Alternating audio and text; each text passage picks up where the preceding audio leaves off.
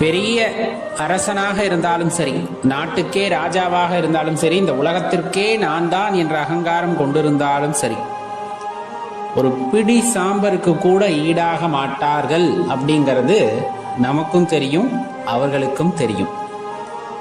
ஒரு 200-300 வருஷத்துக்கு அவங்கள கட்டி வச்சிருக்க போறாங்களா, இந்த நாட்டை ஆள போறாங்களா, இல்லை மற்றவங்களை ஆதிக்கம் செய்ய போகிறார்களா அப்படின்னு கேட்டால் கிடையாது. அவர்களுக்கு விதிக்கப்பட்ட ஆண்டுகளிலே கண்டிப்பா எல்லாம் முடிஞ்சிச்சுன்னா அந்த சாம்பலாத்தான் போகணும் அப்படிங்கிற நியதியும் அவர்களுக்கு தெரியும். இருந்தாலும் மாயை அதை மறைத்து கொண்டிருக்கிறதன் காரணமாக, நான் என்ற அகங்காரத்தின் காரணமாக, நான் அனைவரையும் விட பெரியவன் என்ற மமதையின் காரணமாக ஆடாத ஆட்டமெல்லாம் ஆடுகின்றவர்கள் நிறைய பேர். அதுல ஐயன் சொன்ன மாதிரி முடிசார்ந்த மன்னரும் மற்றுள்ளோரும் முடிவில் ஒரு பெடிசாம்பராய் வெந்து மண்ணாவதும் கண்டு. எல்லாத்துக்குமே தெரியும். உங்களுக்கும் அடியனுக்கும் தெரியாம இருக்குமா? கண்டிப்பா கிடையாது. எல்லாருமே ஒரு நாள் எப்படித்தான் அந்த பெடி சாம்பலா மண்ணாவதும் கண்டு. இன்னும் இந்த வாழ்க்கை மேல ஒரு ஈர்ப்பு அப்படிங்கிறது இருக்கு இல்ல, பாத்தீங்களா? அதாவது ஆடம்பரமா வாழணும், அதிகாரத்தோட வாழணும், இந்த மாதிரி நிறைய விஷயங்கள் மனதுக்குள்ள தேவையில்லாத விஷயங்கள் எல்லாம் போட்டு புரட்டி எடுத்துக்கிட்டு இருக்கு. அதுல இருந்து வெளியே வர முடியாம இருக்கும். சரி, எப்படி வெளியே வர்றது? இதை உணர்ந்துக்கணும். யாரா இருந்தாலும் சரி, எல்லோருக்கும் ஒரு முடிவுண்டு. நான் ஒன்றும் அப்படியே நிலையானவன் அல்ல. இறைவன் படைப்பிலே அனைத்தும் நிலையற்றவை, இந்த உடலும் இந்த உயிருக்கு நிலையற்றவை தான் அப்படிங்கிறத உணர்ந்து செயல்படணும் அப்படிங்கிறது ஐயனோட வேண்டுகோளில் எடுத்து சொல்றாங்க. அடுத்து சொல்ல வருவது, இப்படி ஒரு நிலையில்லாத வாழ்க்கை வாழ்கின்ற போதும் கூட அவர்களுக்கு இறைவனின் திருப்பாதத்தை பற்றி கொள்ள வேண்டும் எண்ணமே வருவதில்லை அப்படிங்கிறது தான் அங்கலாய்ப்பா ஐயன் குறிப்பிடுவாங்க. இது எதுவும் தெரியலன்னு வச்சுக்கோங்களேன். அதாவது நமக்கு மரணம் வரும் அப்படிங்கிறது எனக்கு தெரியல, எனக்கு கஷ்டம் வரும் அப்படிங்கிறது எனக்கு தெரியல, அல்லது இப்படியெல்லாம் வாழ்க்கை இருக்கும்னு எனக்கு தெரியல அப்படின்னா அவங்க ஆடாத ஆட்டம் எல்லாம் ஆடலாம். ஏன்னா வரும்போது தெரிஞ்சுக்குவாங்க. ஆனா மனிதனாக பிறந்த அனைவருக்கும் தெரியும், பிறப்பு அப்படிங்கிறது ஒரு நாள் உண்டு, அதே போல இறப்பு அப்படிங்கிறதும் ஒரு நாள் உண்டு அப்படின்னு தெரிஞ்சும் ஆடுறது தான் தவறு. அந்த தவறை திருத்திக்கணும்னா என்ன பண்ணணும் அப்படின்னா, ஐயனோட திருப்பாதத்தை பற்றி கொள்ள வேண்டும். அந்த பொன்னம்பலத்திலே ஆடுகின்ற இறைவனுடைய திருப்பாதத்தை இறுக பற்றி கொள்வது அப்படிங்கிறது தான் ரொம்ப சிறப்பானது. பற்றி கொள்வதுனா சரணடைந்து விடுவது. சரணடைந்து விட்டால் எல்லாம் அப்பன் செயல் அப்படின்ட்டு போய்கிட்டே இருக்கும். அப்ப இந்த மமதை அப்படிங்கிறது இருக்காது. நாட்டை ஆள்பவர்களாக இருந்தாலும் சரி, மமதை இல்லாமல் ஆட்சி செய்கிறார்கள் அப்படின்னா அந்த நாடு சுபிக்ஷமா இருக்கும்.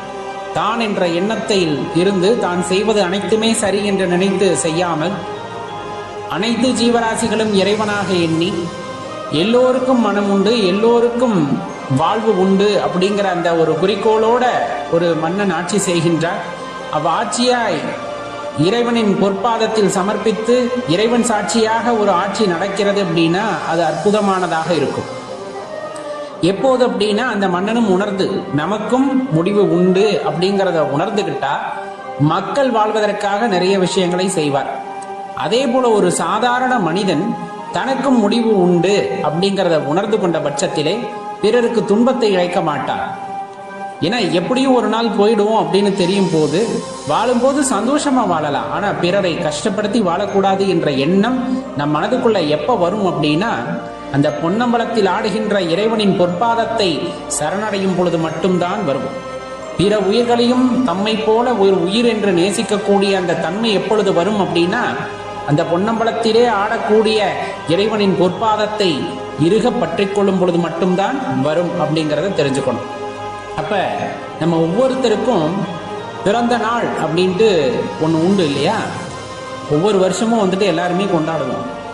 உண்மையை சொல்ல போனா அது பிறந்த நாளா அல்லது தனது இறப்பை நினைவுபடுத்தக்கூடிய நாளா அப்படிங்கிறது ஒரு குறிப்பிட்ட வருடத்திற்கு அப்புறம் தான் அவங்களுக்கு புரிய வரும். ஆரம்பத்தில் அது ஒரு கொண்டாட்டமாக இருந்தாலும் போக போக ஒரு பற்றில்லாமல் போகும் கொண்டாட்டத்திலே. ஏனென்றால் இன்னும் எத்தனை ஆண்டுகள் என்று தெரியவில்லை அப்படிங்கிற அந்த பயம் அந்த மனசுக்குள்ள இனம் புரியாமல் வந்துவிடும் சில பேருக்கு. அதனால தான் ஒதுக்கிடுவாங்க, வேண்டாம் இருக்கிறவர்களும் நல்லதை செய்வோம். இன்னும் எத்தனை நாள், எத்தனை வாரம், எத்தனை மாதம், எத்தனை ஆண்டுகள் இறைவன் கொடுத்தான் என்று தெரியவில்லை. இருக்கின்ற காலம் முழுவதும் இறைவனை சரணடைந்து மற்றவர்களையும் மற்ற உயிர்களையும் இறைவன் போல் நேசித்து அவர்களுக்கு தொண்டாற்ற வேண்டும் என்ற எண்ணம் வெகு சிலருக்கு மட்டுமே வருகிறது. அவர்கள் இறைவனின் பொற்பாதத்தை சரணடைந்து வருகிறார்கள். எல்லாம் சிவன் செயல் என்று அவர்கள் கடந்து சென்று விடுகிறார்கள். அவ்வாறு கடந்து செல்லும் பொழுது அவர்கள் அன்புமயமானவர்களாக மாறுகிறார்கள். இறை அனுபவம் பெற்றவர்களாக, இறைவனை உணர்ந்தவர்களாக, இறை அனுபவத்திலே மூழ்கியவர்களாகவும் இருப்பார்கள். இது அவரவர்களுக்கு கிடைக்கின்ற அற்புதமான விஷயம். அதனால்தான் பட்டினத்தடிகள் கூறுகின்ற அந்த வார்த்தைகளை மீண்டும் மீண்டும் உங்களது ஞாபகத்திலே வைத்துக் கொள்ளுங்கள், அல்லது எங்காவது கண் பார்க்கின்ற இடத்திலே எழுதி வைத்துக் கொள்ளுங்கள்.